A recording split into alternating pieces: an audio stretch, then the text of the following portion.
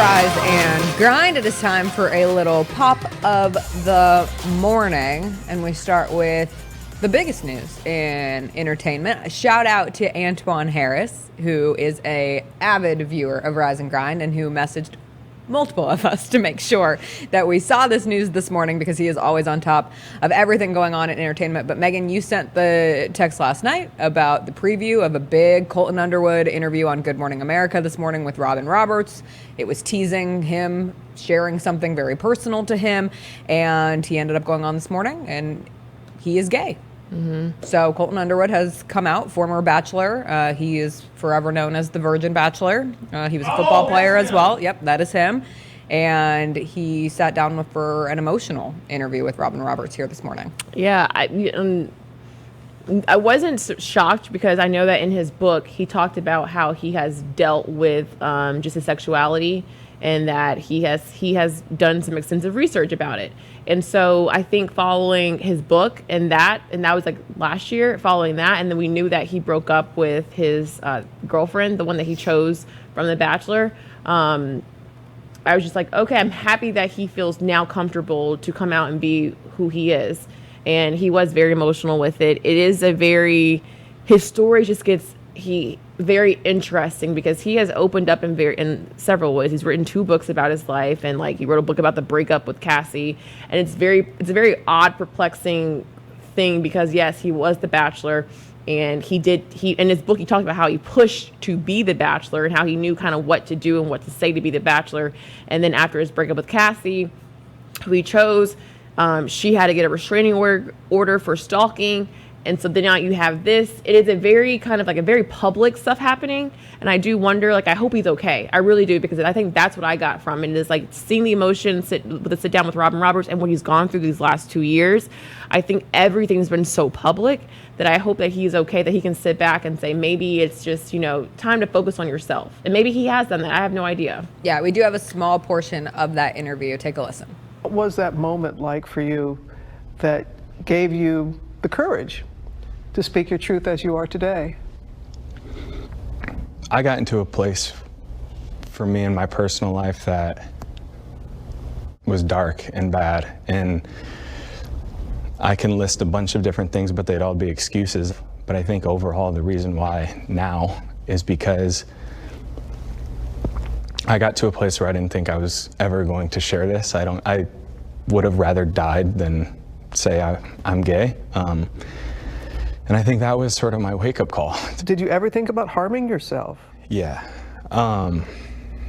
There was a moment in LA that I woke up and I didn't think I was going to wake up. I didn't have the intentions of waking up, and I did. And I think for me that was like my wake-up call. I'm like, this is your life. Take back control.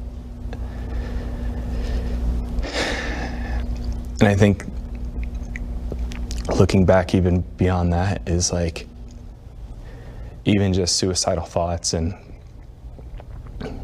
driving my car close to a cliff, like, oh, if this goes off the cliff, it's not that big of a deal. I don't feel that anymore. It's a really emotional interview, and I recommend watching the entire thing. He talks about just the true struggle that he's gone through, and you talk about him going through a lot of stuff, and hopefully this allows him to start living his truth in a way that he obviously was not. He had a very strict Catholic upbringing. He was a football player. 2 communities that tend to experience certain levels of homophobia, and he wasn't comfortable coming out at that time. So now he is. Here we are. I will say it does not take away from the fact that he stalked Cassie, and that is an issue in its own right. And I hope that they have had conversations off air where they can start moving forward in a healing way, or not had conversations if that's what's best for her, whichever way that goes. But it's always a good day when someone feels confident and comfortable enough to finally live a truth that he was not in a place to do for decades of his life. Yeah, I do wonder if and like obviously he went on Good Morning America, which is an ABC show.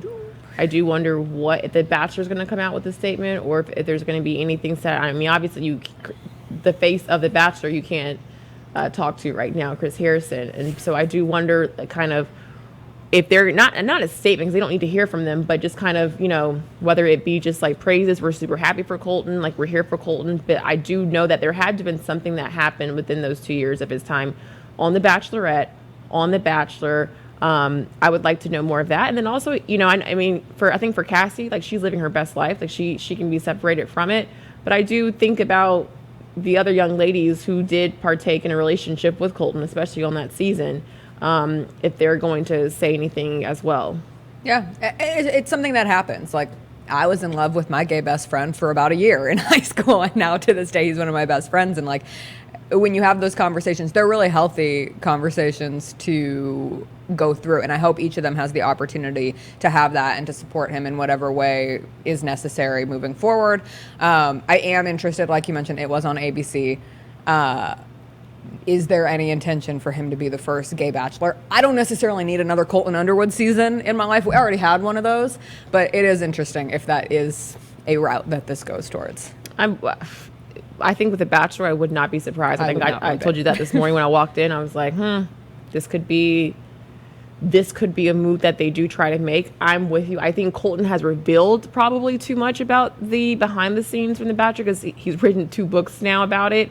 I don't know if that's the direction you would want to take. I don't know if that's the direction that you would want to take with Colton necessarily, because he's revealed some secrets, and that was a thing. When he did write his book, he was like, he had to wait until his contract was up. And then it was like, that always happens. Like, we don't want you to give too much information out, too much of our secrets out. He did do that. And then I think for Colton, I don't think it's we've seen it. We see what happens on The Bachelor and The Bachelorette. Emotionally and personally, it is draining. And we know that sometimes it can be a toxic environment. Would that be the best light for someone, especially for what that franchise is going through right now? Potentially, maybe not. I don't think I would be like, I think I've joked all the time, like, I would do it, but especially this time after this last season, like, you know what? I think God was saving me. I think he was protecting me from something else, because it might be too much for it. Yeah, if you're in a vulnerable place of any kind right now, maybe the Bachelor franchise is not the place to go. Yeah, but we send our best to him, and so congratulations, and I hope he can be himself and live his life. Yep. All right, we got some other news. We got some news about Bridgerton. Oh, yeah.